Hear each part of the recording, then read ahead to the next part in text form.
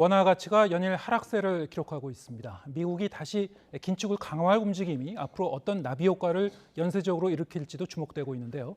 관련 내용 쇼미더경제에서 정철진 경제평론가와 함께 이야기 나눠보겠습니다. 어서 오세요. 네, 안녕하십니까. 네. 저희 원달러 환율 1,330원 선, 턱밑까지도 이제 올라가고 지금 이렇게 이 환율의 이런 그 흐름 자체가 그럼 언제까지 이렇게 계속될 건지 상당히 좀 불확실성 남아 있는 것 같아요. 어떻게 보십니까? 환율 앞으로 흐름은? 가장 큰 이유는 미국의 긴축의 공포, 네. 금리 인상의 공포다 이렇게 보시면 되겠고요. 예. 두 번째를 하나 더 잡자면 우리 자체의 문제입니다. 무역 수지 적자, 네. 이어지는 경상 수지 적자 이 두 가지 문제라고 볼 수가 있을 텐데요.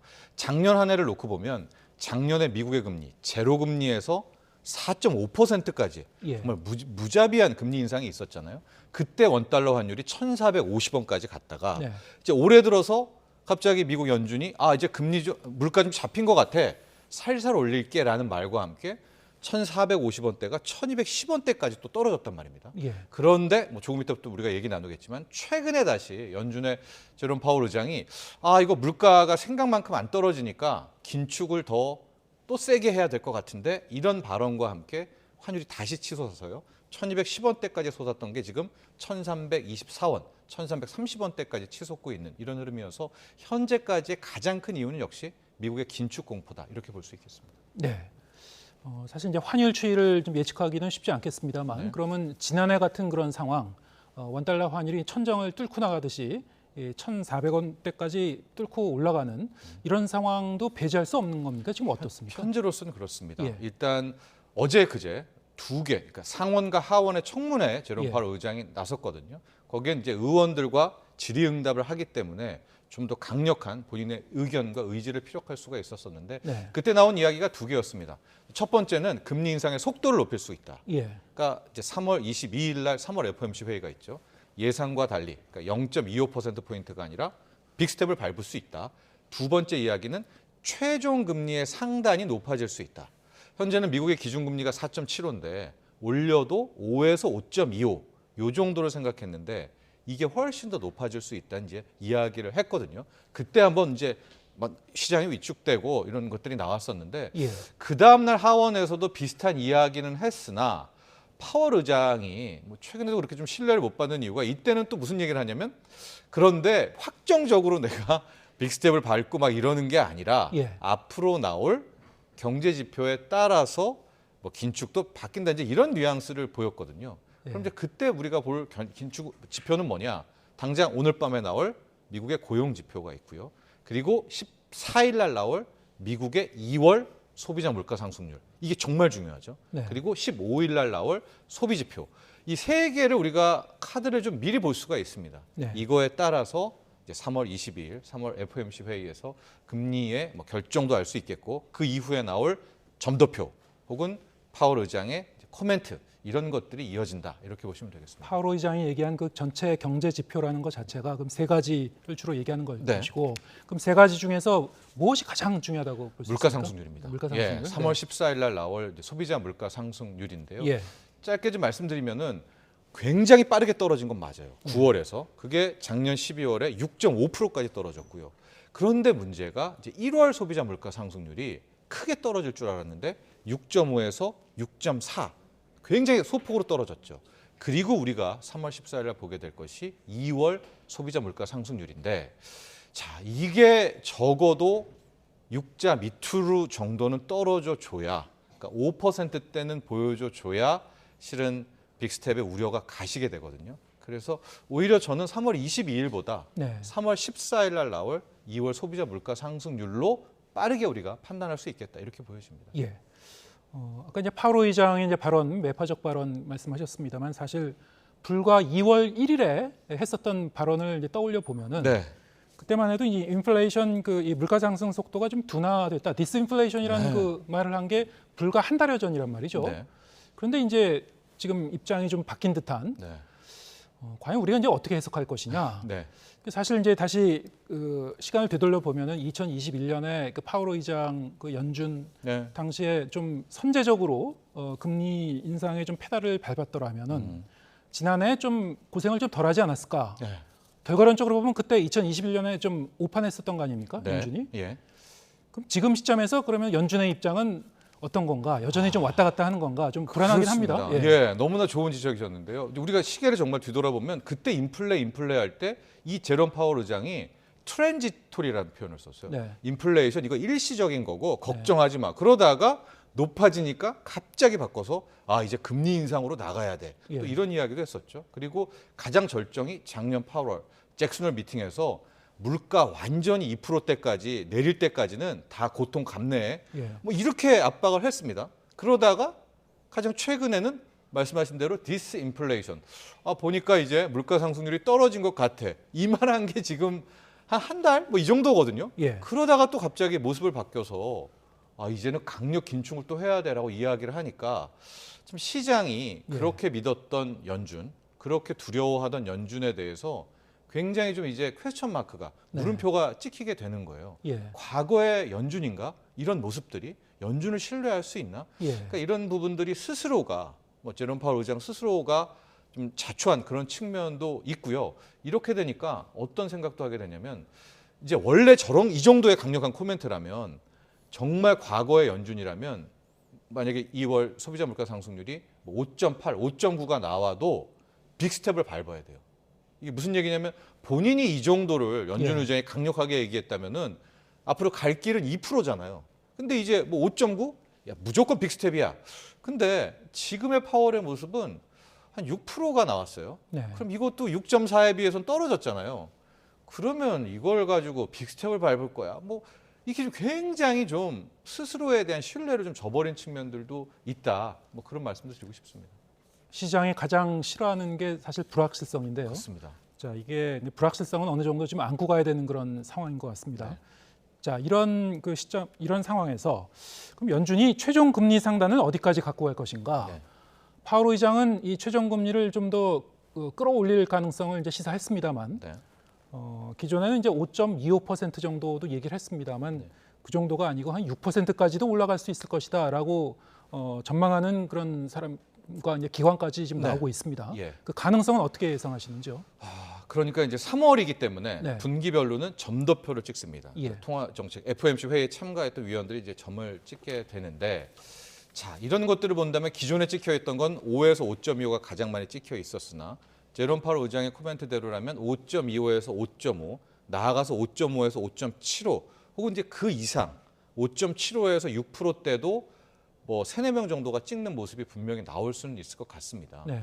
그런데 그 점도표 역시도 앞서 말한 세 가지의 관문, 당장 오늘 고용, 14일 날 소비자 물가 상승률 이런 것들에 굉장히 영향을 미칠 수밖에 없다라는 이제 그러니까 끝까지 끌고 가는 거죠. 그러니까 이런 점이 좀 불만인 것이 계속 말씀드리다만 이 정도의 매파적 발언을 하고 나는 최종 금리 상단을 높일 거야라고 한다면 굉장히 과거엔 깔끔했어요. 네. 왜냐하면 이런 멘트 속에서 소비자 물가 상승률이 6.4였던 게 5.9, 5.8이 나왔다고 쳐요. 그래도 이건 매파입니다. 그러니까 너무 확실하죠. 예. 아직 갈 길은 멀어. 예. 5.8이지만 2%는 안 되잖아. 그럼 다 우리가 두려워하고 무서워하고 주식 팔아야 되겠네 할 텐데 파월이 흔들리니까 파월이 한 5.9, 5.8 나오면 또 디스인플레이션 할 거 아니야? 네. 이런 좀 우리에게 불확실성을 스스로가 좀 안겨준 거죠. 그렇기 때문에 최종금리 상단이라는 것도 여기서 우리가 말하기가 굉장히 코멘트 자체로만 들으면 한 5.75 갈 것 같은데 예. 지표가 만약 하나 물가가 잡히는 듯한 모습이 나오면 또 말 바꿀 거란 말이죠. 네. 그런 상황이 있습니다. 이게 이제 미국 시장에만 영향을 주는 그 요인이면은 좀 괜찮은데 네. 그나마 괜찮은데 지금 한국 그 금융시장과 한국 경제에도 이제 그야말로 일파만파 연쇄적인 그런 영향을 줄 수 있는 그런 사안이어서요. 자, 그러면 3월에 미국 기준금리가 어떻게 될 것인가? 네. 만약 빅스텝이 단행된다면 네.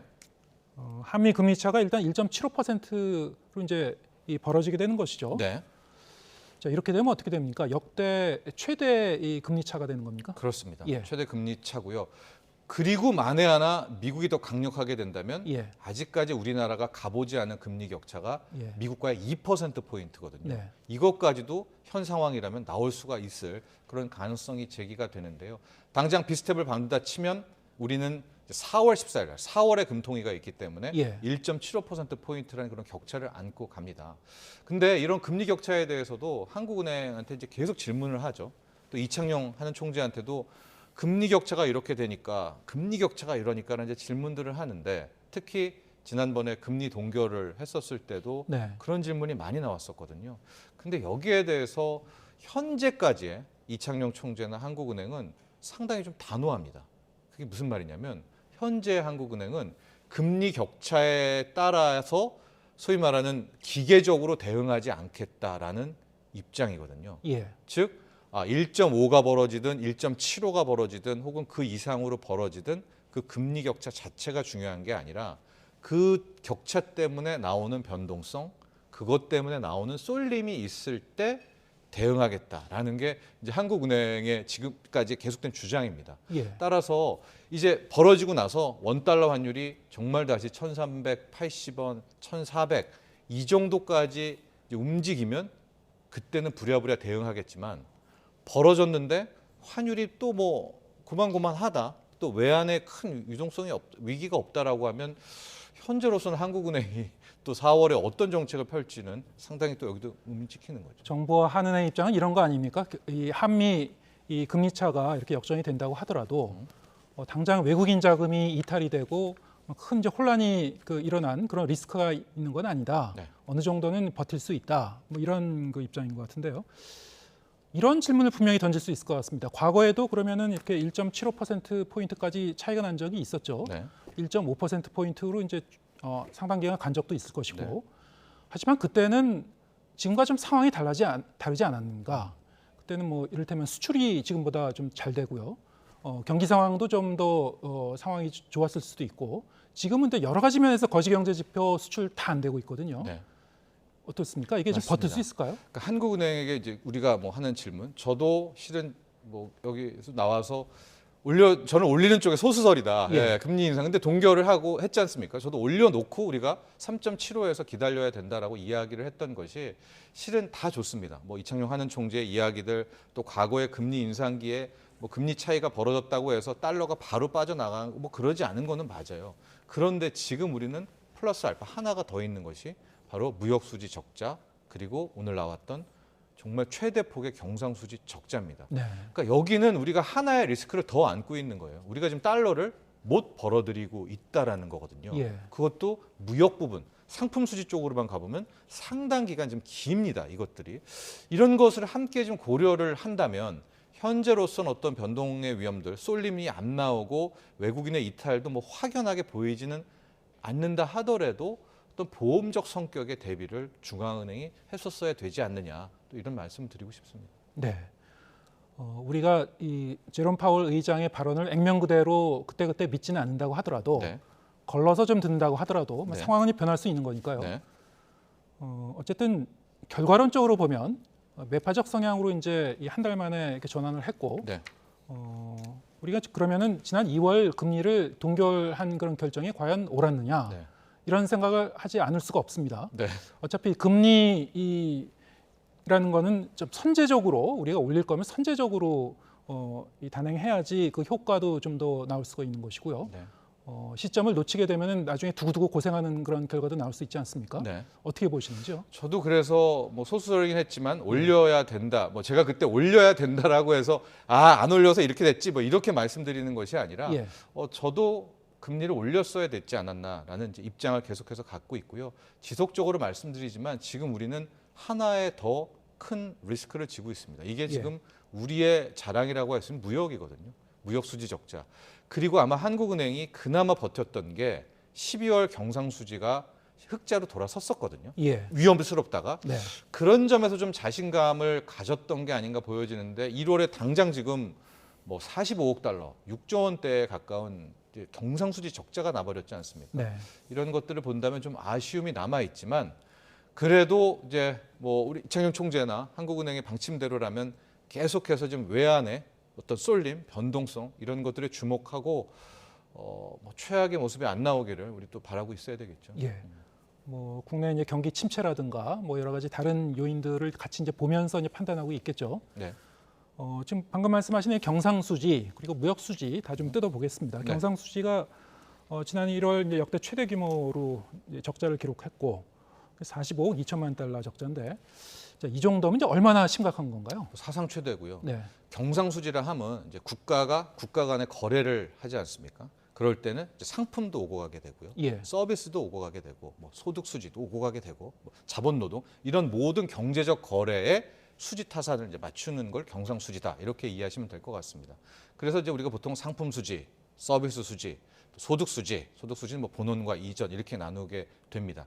이때 상품수지는 약간 비슷하지만 다른데 무역수지와 비슷한 개념이라고 보면 될 것 같아요. 네, 그런데 요번에 상품수지 정말 최악으로 나왔었고요. 서비스 수지가 또 문제였었는데 이제 이번 45억 달러 적자에서는 그동안의 코로나 이 서비스 수지에는 운송 서비스도 있고 예. 여기에 여행이 들어가거든요.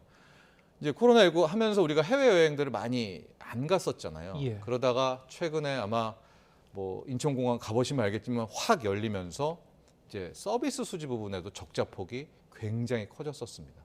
그래서 이 둘이 뭐 합쳐가지고 거의 뭐 100억 달러에 가까울 정도의 적자가 났었거든요.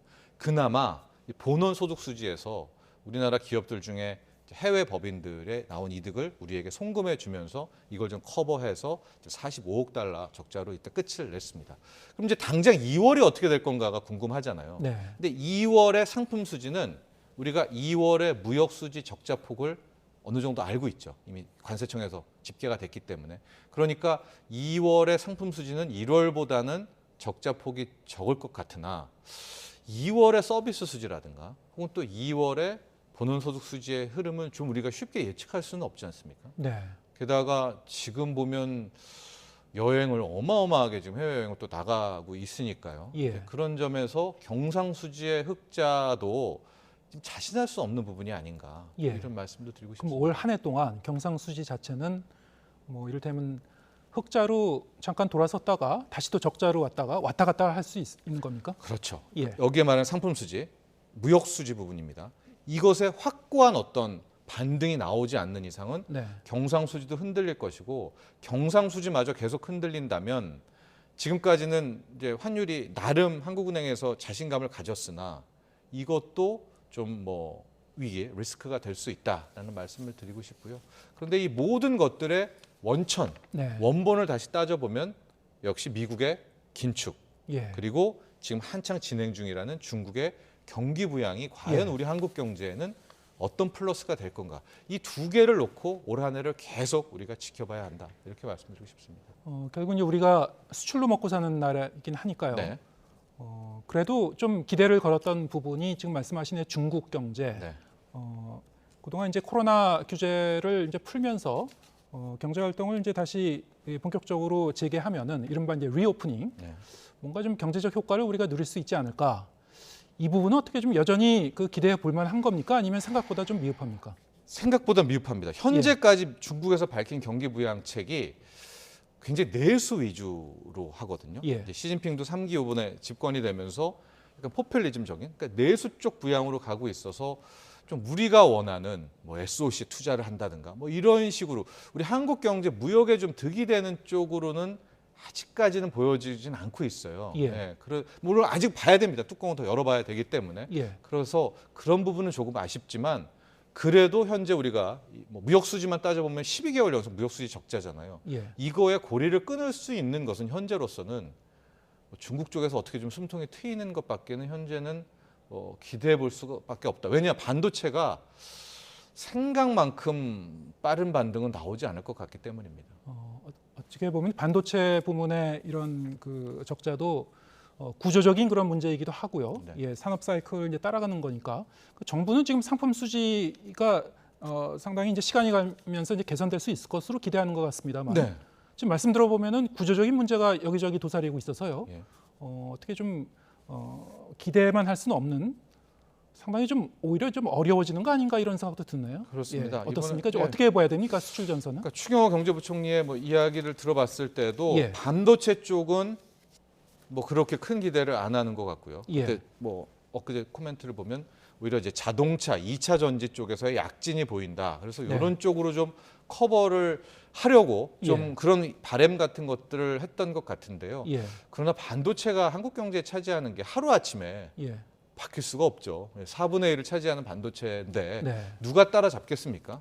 그런 부분들이 있다면 우리가 지금은 뭐 과도한 낙관보다는 예. 더 철저한 대비, 오히려 이런 좀 비관적으로 맞서는 것들이 필요한 때가 아닌가 오히려 말씀드리고 싶습니다. 좀 더 현실적으로 냉정하게 볼 필요가 있다. 네, 그런 말씀입니다. 알겠습니다.